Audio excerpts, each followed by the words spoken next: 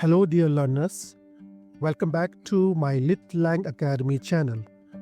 आज हम पढ़ने जा रहे हैं जैन ऑस्टिन का एक बहुत ही फेमस और इंटरेस्टिंग नॉवल एमा। एमा सिर्फ एक लव स्टोरी नहीं, बल्कि यह एक नॉवल ऑफ मैनर्स है, जिसमें हमने 19th सेंचुरी इंग्लिश सोसाइटी के सोशल क्लास, मैरिज सिस्टम और ह्यूमन साइकोलॉजी का रियलिस्टिक पिक्चर मिलता है। इस नॉवल की हीरोइन एम्मा वुडहाउस एक यंग, रिच, ब्यूटीफुल और इंटेलिजेंट लड़की है, जिसे लगता है कि वो लोगों की लाइफ और उनकी शादियों के डिसीजंस परफेक्टली प्लान कर सकती है।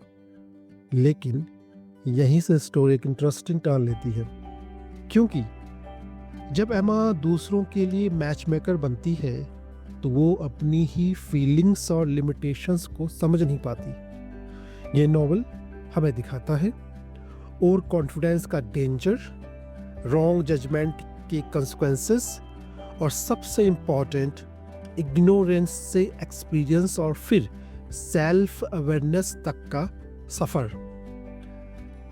जैन ऑस्टिन ने एमा को ह्यूमर, आयरोनी और जेंटल सटायर के थ्रू लिखा है, जहाँ हमें हंसी भी आती है और सोचने पर भी मजबूर होना पड़ता है। तो आइए चलते हैं, आज के इस लेक्चर में हम समझते हैं एमा का बैकग्राउंड, मेजर कैरेक्टर्स और इसका central theme of novel, theme of moral growth. Let's begin our journey with Emma Woodhouse and the world of Highbury.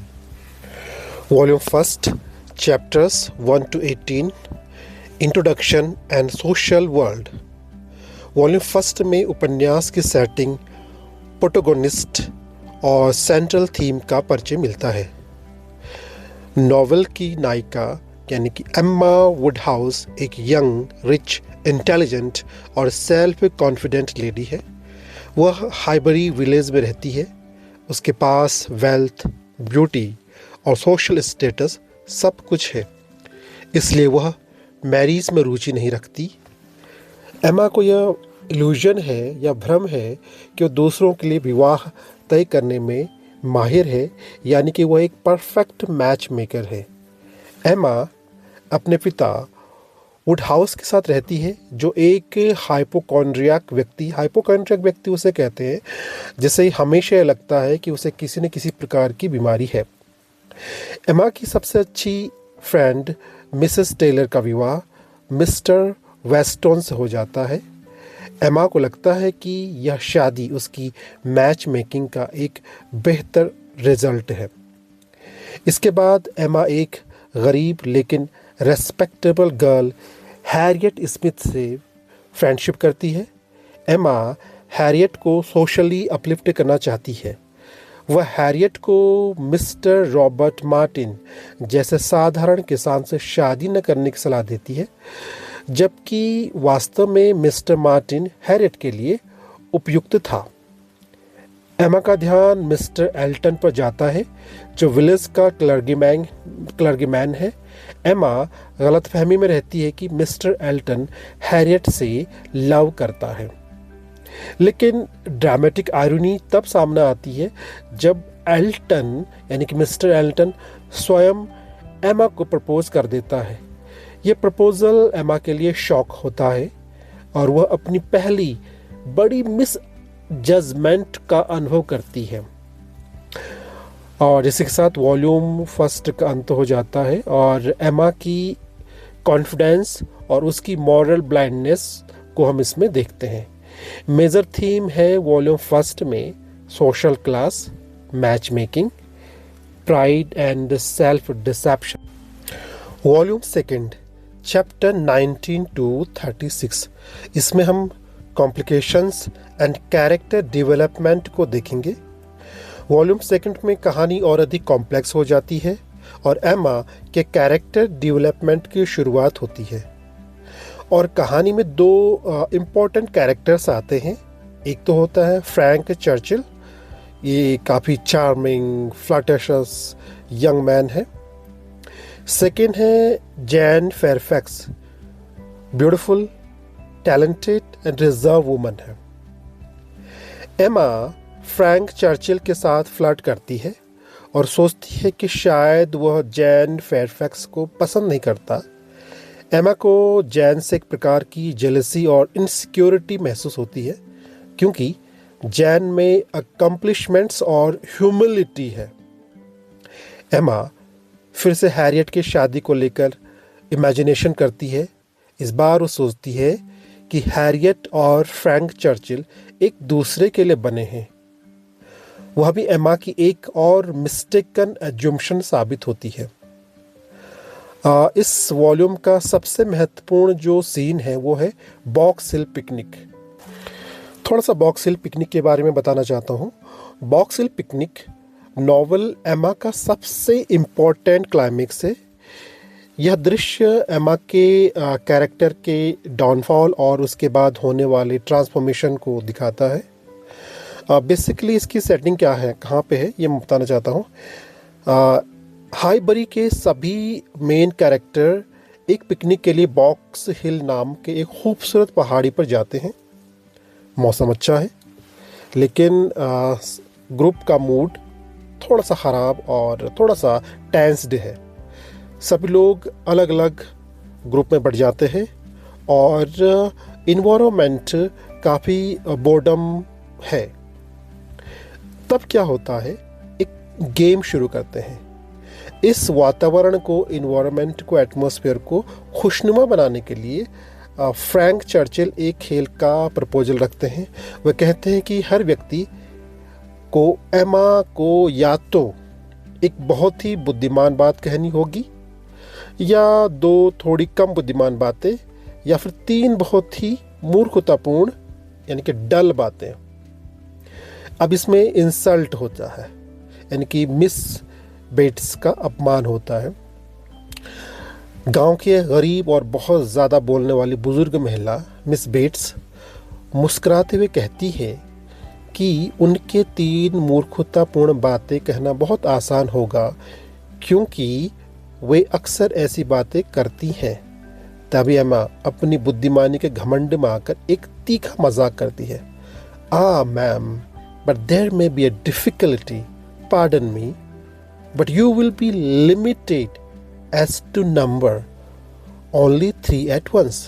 इसका मतलब है, मैम, मुश्किल यह होगी कि आपको केवल 3 ही बातें करनी है, जबकि आप तो रुकती नहीं। यह एक सार्वजनिक या पब्लिक इंसल्ट था।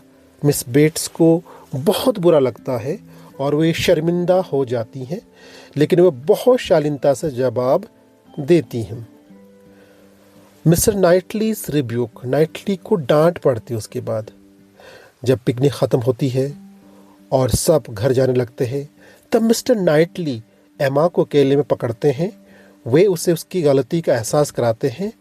वे कहते हैं कि मिस बेट्स गरीब हैं और उनका समाज में स्तर गिर गया है, इसलिए उनका मजाक उड़ाना क्रूअल था। मिस्टर नाइटली के बात एमा के लिए दिल पर लग जाती है, क्योंकि वह नाइटली का बहुत सम्मान करती थी। अब इसका जो सिग्निफिकेंस है, यानी कि बॉक्स हिल का, इस घटना का महत्व क्या है? Amaz realisation. पहली बार एमा को यह एहसास होता है कि वो कितनी घमंडी, एरोगेंट है और इनसेंसिटिव है। वह घर जाकर खूब रोती है। इससे एक टर्निंग पॉइंट आता है। क्या होता है कि इसके बाद एमा पूरी तरह बदल जाती है। वह अगले ही दिन मिस बेट्स के घर जाकर उनसे माफ़ी मांगने की कोशिश करती है। लेकिन फ्रैंक का इसी बीच फ्रैंक चर्चिल और जैन फेयरफैक्स के बीच में भी काफ़ी तनाव हो जाता है, यानी कि पिकनिक के दौरान ही, क्योंकि उनकी कुछ गुप्त सगाई, जिसको बोलते हैं सीक्रेट एंगेजमेंट, टूटने के कगार पर होती है। तो यह बॉक्स हिल पिकनिक है, जो एक उसके बाद के क्या रिजल्ट आते हैं उसके बारे में हमने बताया। अब इस नॉवल में, यानी कि इस चैप्टर में, इस वॉल्यूम में मेजर थीम्स है moral growth, self realisation, social responsibility, contrast between appearance and reality. इस तरह से वॉल्यूम सेकेंड ख़त्म हो जाता है। Volume third chapter 37 to 55 resolution and marriage plot. Volume third novel का रेजोल्यूशन फेज है, जहां सभी मिसअंडरस्टैंडिंग्स क्लियर होती हैं। यह रिवील होता है कि फ्रैंक चर्चिल सीक्रेटली इंगेज था जेन फ्रैंकफैक्स से, ये मैंने आपको बताया दिया था। उसका फ्लटेशियस बिहेवियर केवल एक कवर था। यह रिवोल्यूशन एमा की सभी अजम्पशंस को गलत साबित कर देता है। हैरियट स्मिथ अब एमा के इन्फ्लुएंस से बाहर आकर सोचने लगती है कि वह नाइटली से प्रेम करती है। यह बात एमा को गहराई से परेशान करती है और उसे पहली बार एहसास होता है कि वह स्वयं मिस्टर नाइटली से प्रेम करती है। एमा को अपनी ट्रू फीलिंग्स का रियलाइजेशन होता है कि मिस्टर नाइटली हमेशा से उसका मॉरल कंपास, फ्रेंड और साइलेंट लवर रहा है। आखिर में हैरियट अपने सोशल लेवल को स्वीकार करते हुए मिस्टर रॉबर्ट मार्टिन से विवाह कर लेती है। फ्रैंक चर्चिल और जैन फेयरफैक्स का विवाह भी तय हो जाता है। और आखिर में क्या होता है, एमा और मिस्टर नाइटली का हैप्पी मैरिज होता है। अब एमा एक मैच्योर्ड, हम्बल और इमोशनली इंटेलिजेंट वुमन बन चुकी है। और इस तरह से ये पूरा नॉवल एमा का अंत होता है, ख़त्म होता है। अब हम इसमें देखें मेजर थीम्स क्या है वॉल्यूम थर्ड में। Self knowledge, correct judgement, marriage as social harmony और मॉरल मैच्योरिटी हम इसमें देखते हैं। अगर हम overall examination point of view से क्रिटिकल नोट को देखते हैं तो हम पाते हैं कि जैन ऑस्टिन का एमा एक नॉवल ऑफ मैनर्स है। यह नॉवल फीमेल कॉन्शियसनेस, आयरोनी और मॉरल एजुकेशन पे बेस्ड है। और एमा की अगर जर्नी देखें तो सबसे पहले इग्नोरेंस होता है, ये ध्यान दीजिएगा आप, सबसे पहले इग्नोरेंस होता है, फिर एक्सपीरियंस होता है उसको, फिर सेल्फ अवेयरनेस आती है। और बेसिकली यह एक प्रकार से साइकोलॉजिकल एंड मॉरल नॉवल है। अच्छा, मैंने एक चीज़ हम बताई एमा के मॉरल जर्नी, इसमें मैंने आपको बताया इग्नोरेंस, एक्सपीरियंस, सेल्फ अवेयरनेस। अगर हम इनको थोड़ा थोड़ा समझें तो सबसे पहले अवेयरनेस की, इग्नोरेंस की बात करें, एमा वुडहाउस को अपनी इंटेलिजेंस और सोशल पोजीशन पर बेहद भरोसा था, इसलिए वो खुद को एक परफेक्ट जज ऑफ कैरेक्टर समझती है।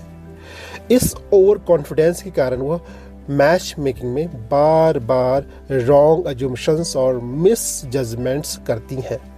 ये उसका इग्नोरेंस है। अब उसको क्या क्या एक्सपीरियंस होता है।